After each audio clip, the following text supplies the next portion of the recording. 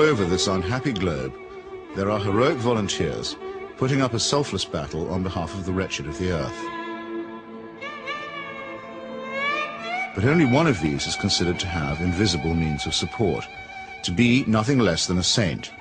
What makes Theresa of Calcutta so divine?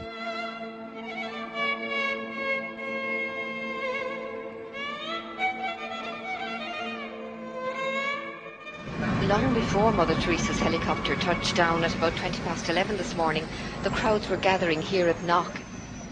Among all of you who have made this pilgrimage to Knock this afternoon, we are privileged to have with us as a special guest at this Mass a pilgrim who has come from afar, a woman whose worldwide symbol for goodness and holiness. Not many claims made by the Irish clergy are widely or uncritically accepted, even in Ireland.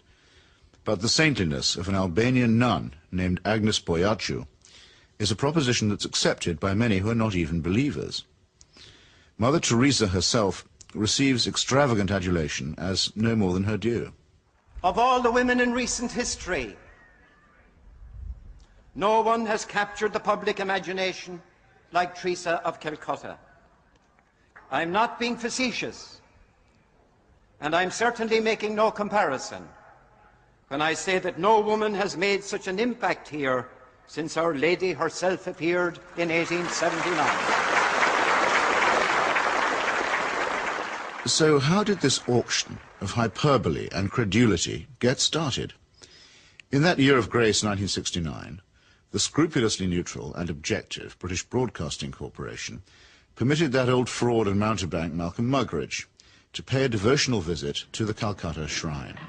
Well, when after I met you in London, really the only thing I wanted to do is to come and see you in your work here. Now I've seen it, and of course it's a shining light. Himself arrogant, almost to the point of humility, Muggeridge became persuaded that he and his team had become the divinely appointed instruments of what he claimed was the first television miracle. During Something Beautiful from God, there was an episode where we were taken to a building that Mother Teresa called the House of the Dying, and Peter Schaefer, the director, said, well, it's very dark in here, do you think we can get anything? And we had just taken delivery at the BBC of some new film made by Kodak, which we hadn't had time to test before we left, so I said to Peter, well, let's have a go. So we shot it. And when we got back, several weeks later, a month or two later, we're sitting in the Rushes Theatre at Ealing Studios, and eventually up came the shots of the House of the Dying. And it was surprising. You could see every detail. And I said, that's amazing, that's extraordinary.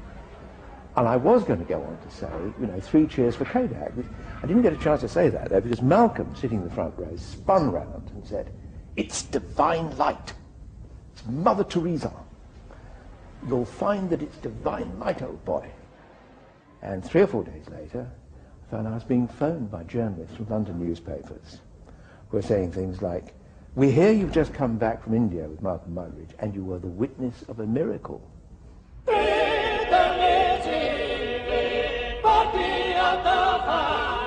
And a star was born. This profane marriage between tawdry media hype and medieval superstition gave birth to an icon which few have since had the poor taste to question. It's like you're actually seeing a living saint. Give a man a reputation as an early riser, said Mark Twain, and that man can sleep till noon.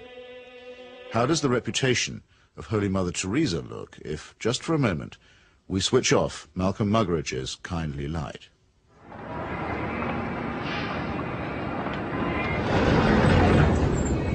Mother Teresa is a Nobel Prize winner. She's a symbol. People in the West talk about her, so Indians adopt her at that level. The fact that what she does on the streets of Calcutta is really irrelevant to them. They couldn't care about it, and most of them don't even know. But Mother Teresa is the sort of figure you show to visitors. Mother Teresa's flagship institution is her home for the dying, a hospice which purportedly sweetens the last moments of otherwise destitute lives. My initial impression was of all the photographs and footage I've ever seen of Belsen and places like that, because all the patients had shaved heads. There are no chairs anywhere, there are just these stretcher beds, and they're like First World War stretcher beds. There's no garden, no yard even, no nothing. And I thought, what is this? This is 2 rooms with 50 to 60 men in one, 50 to 60 women in another. They're dying.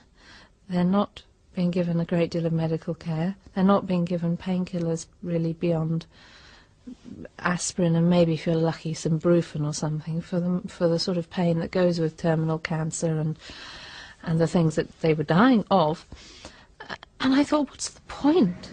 Right from the very beginning, I wanted to serve the poor purely for the love of God and to give them what the rich people get with money. I wanted to give to the poor for the love of God. They didn't have enough drips. The needles they used and reused over and over and over, and you would see some of the nuns rinsing needles under the cold water tap. And I asked one of them why she was doing it. And she said, well, to clean it. And I said, yes, but why are you not sterilizing it? Why are you not boiling water and sterilizing your needles? She says, there's no point. There's no time.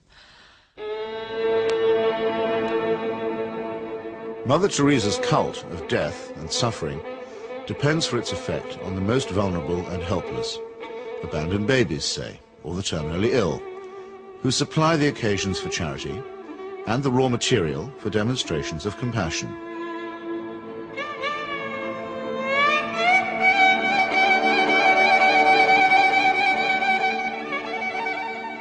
The first day I was there, when I'd finished working in the women's ward, I went and waited on the edge of the men's ward for my boyfriend, who was looking after a boy of 15 who was dying, and an American doctor told me that she had been trying to treat this boy and that he had a really relatively simple kidney complaint that had simply got worse and worse and worse because he hadn't had antibiotics, and he actually needed an operation.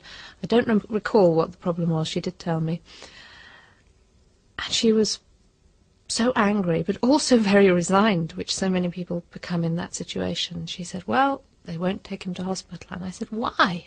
All you have to do is get a cab, take him to the nearest hospital, demand that he has treatment, get him an operation. She said, they don't do it. They won't do it. If they do it for one, they do it for everybody. And I thought, but this kid's 15.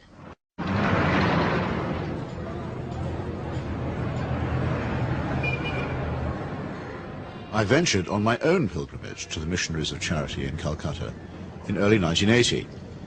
Who could fail to be touched by the work of the orphanage? Not I, though I did find myself a little put off by the mission's motto, he that loveth correction, loveth knowledge. Bit of a workhouse ring to that, perhaps. But it was Mother Teresa herself who completed the wreckage of the effect. As we stood by the tiny cots, she turned and said, this is how we fight abortion and contraception in Calcutta. Now, it might be argued that a campaign against family planning is low on the list of Calcutta's many pressing needs. But as a leading member of the Pope's fundamentalist tendency on matters of sex and procreation, Mother Teresa has made this single issue into her global crusade. The greatest destroyer of peace today is the cry of the innocent, unborn child. If a mother can murder her own child in her own womb, what is left for you and for me to kill each other? Tenderness about the unborn is an emotion that I share myself. But tenderness about the unborn also becomes an overtly political matter when it's preached by a presumable virgin who also campaigns against birth control. Let us promise Our Lady, who loves Ireland so much, that we will never allow in this country a single abortion.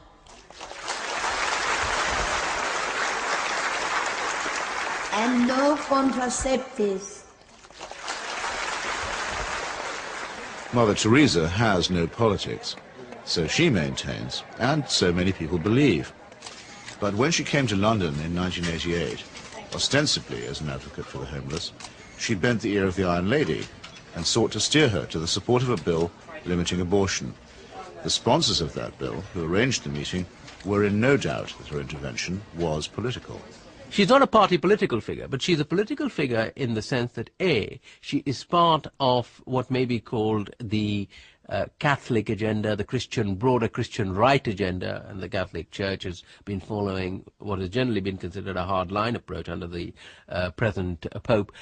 Now, she's part of that agenda, and that is fairly political agenda. I mean, you know, no abortion, opposition to birth control, ideas like that are fairly, you could say they would be contested in the political arena. And the second factor is that she is also part, if you like, of the Western agenda, where the West is still part of the third world. The rich world has a poor conscience. It wants, in fact it needs, to think that someone, somewhere, is doing something about the third world. And the Mother Teresa myth ministers to this desire. Here is a Western woman who has forsaken her life, albeit whatever life she might have had in Albania, you know, for sacrifice herself for the people of the third world. It makes the West feel better, you know. This is one of us again, once again rescuing the third world. Raising the roof. Yes, raising the roof. He's got his rations. Yes, he's got it, he's cleaning it. And then pay to shop. In the subliminal appeal that she generates, there is something of the mission to the heathen, something of the old colonial outpost, and something of Florence Nightingale. While in the silent and abject demeanour of her patients, there is something of the deserving poor. The Great White Hope, in this iconography, takes on the big black hole. And the rewards are by no means all in heaven.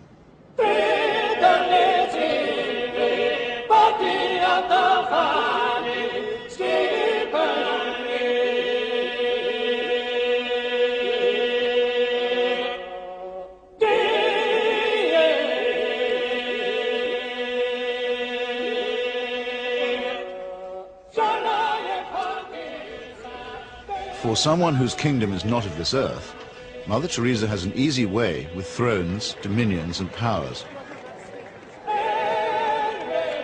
Why do the rulers of this sinful and selfish world find her so awfully congenial? Is it because she returns the compliment? She may or may not comfort the afflicted, but she has certainly never been known to afflict the comfortable. Some people see her here, posing with Ron and Nancy. In the truest sense, citizens of the world. Mother Teresa is. The very hand that bestowed the Medal of Freedom on Mother Teresa armed and paid the death squads of Central America. Accepting the award, with her customary modesty, on behalf of all the world's poor, she croaked, "I never realized that you loved the people so tenderly." I must say, I hadn't noticed that either. Reagan's proxies murdered, among many others, 4 American nuns and the Catholic Archbishop of San Salvador at the very moment that he was celebrating Mass. But, visiting the slaughterhouse states of the region during that period, Mother Teresa found nothing untoward. Everything was peaceful in the parts of the country we visited, she claimed, after touring the killing fields of Guatemala, adding for good measure, "I do not get involved in that sort of politics."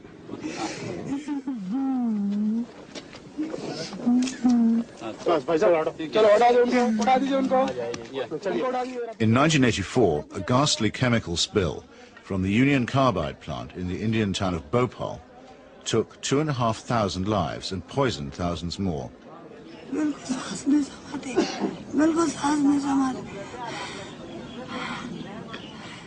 This was an act not of God, but of a negligent multinational corporation.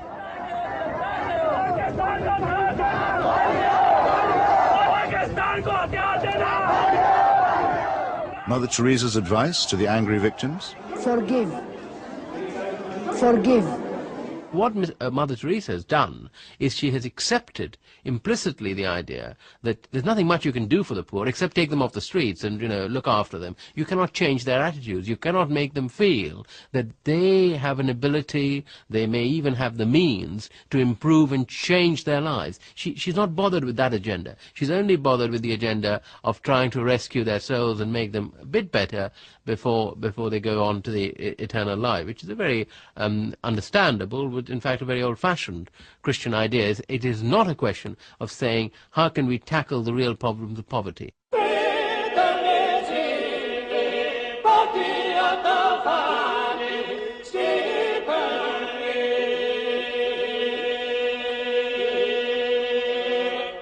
Like most people who claim to be apolitical, Mother Teresa is in practice and in theory an ally of the status quo, and when the status quo is threatened, a trusted ally of the conservative forces. This places her in bold contrast to those, even among the religious, who have rejected the fatalistic and submissive conclusions about poverty that are promulgated by Catholic traditionalists like her. With our hands, with our life, with our love, we ask justice, we ask freedom, and we take justice, because justice is not like a gift which they gave. No, liberty, freedom, they don't give that. We have to take that. And in fact, we go through the streets and we took our liberty, we took our freedom, asking for justice. The Roman Catholic hierarchy has never forgiven Father Aristide, the legally elected president of Haiti, whom it regards as a base heretic. For his efforts to chase the moneylenders from the temple, he was banished from his order and forbidden to serve Mass. To the very last, the Vatican was the only foreign power to recognize the military junta that misruled Haiti.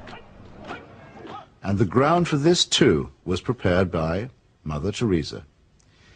In 1980, she visited the island and accepted the Haitian Legion of Honor Award from Baby Doc Duvalier.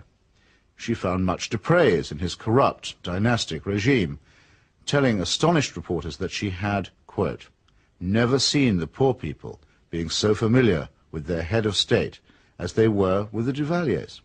It was a beautiful lesson for me, she simpered. I've learned something from it. The Haitian people, indeed, could not wait to get close to the Duvaliers,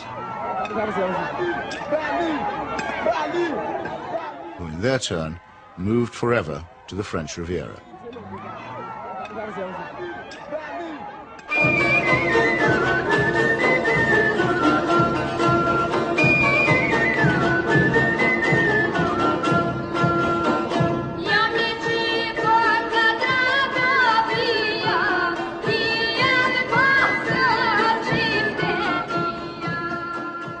Mother Teresa admires the strength of the powerful almost as highly as she recommends the resignation of the poor. When she visited her motherland of Albania, she appeared to take seriously St. Paul's notorious assertion that the powers that be are ordained of God. The Albanian authorities had proclaimed the world's first officially atheist state. They had persecuted all forms of worship except that of their leader, Enver Hoxha. No whit abashed, Mother Teresa laid a bouquet on Hoxha's tomb. Not content with honoring a Stalinist murderer and despot, she also bestowed a wreath on the monument of Greater Albania, a cause that was once smiled upon by Pope Pius IX and his friend, Benito Mussolini.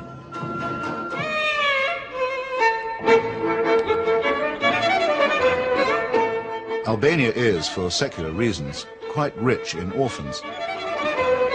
So there was ample scope for an orphanage specialist to praise the institutions of the regime while keeping silent about its victims.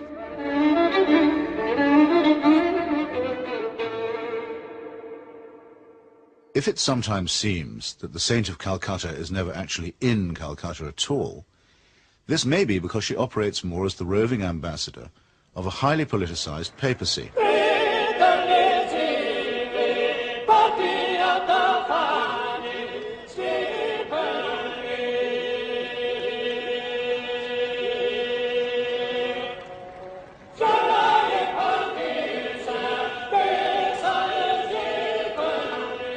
Vatican foreign policy has taken her from the shores of Lebanon, where the Roman Catholic militia perpetrated the mass murder at the Sabra and Shatila camps, to Nicaragua, where the Cardinal was the patron of the Contras, to Armenia, where she helped Mother Church gain a foothold in the Soviet Union.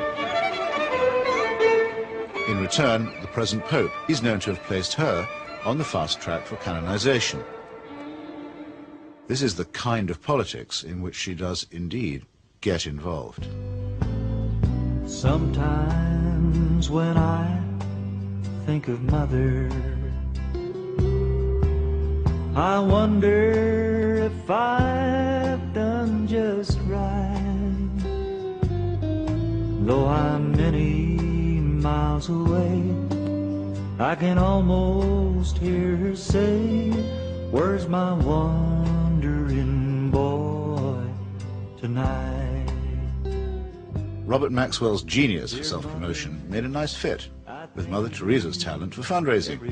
It became hard to decide which of the two was using which, or was it both? In the United States, Mother Teresa accepted well over $1 million from Mr. Charles Keating, a right-wing Catholic fundamentalist and anti-pornography crusader who was also a California savings and loan tycoon. Mr. Keating's problem was that he was using other people's money. He's now behind bars after the greatest scandal in American financial history. But while he was flying high, Mother Teresa flew right along with him. She got the use of his private plane. He got a personalized Mother Teresa crucifix, which he used to store up treasure on earth. Let's get him out of here. Why should the missionaries of charity have such a special vocation for work among the rich? And does Mother Teresa pick frauds because they need her help more than the honest billionaires? It's not a question that she's ever answered, but then, in the prevailing atmosphere of piety and adoration, it's not a question that she's ever been asked.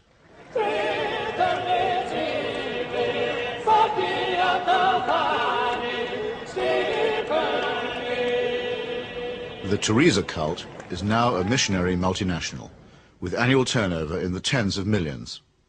If concentrated in Calcutta, that could certainly support a large hospital, and perhaps even make a noticeable difference. But Mother Teresa has chosen instead to spread her franchise very thinly. To her, the convent and the catechism matter more than the clinic. Now we are in 105 countries and we have 500 convents all around the world, without counting India. Beautiful.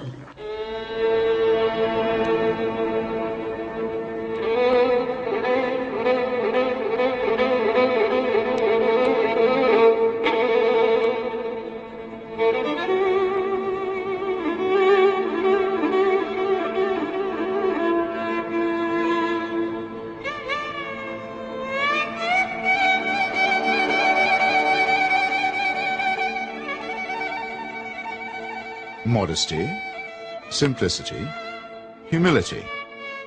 By these canonical keywords, we are taught that we may recognize saints. Yet Mother Teresa regards herself as mandated by heaven, which is hardly modest.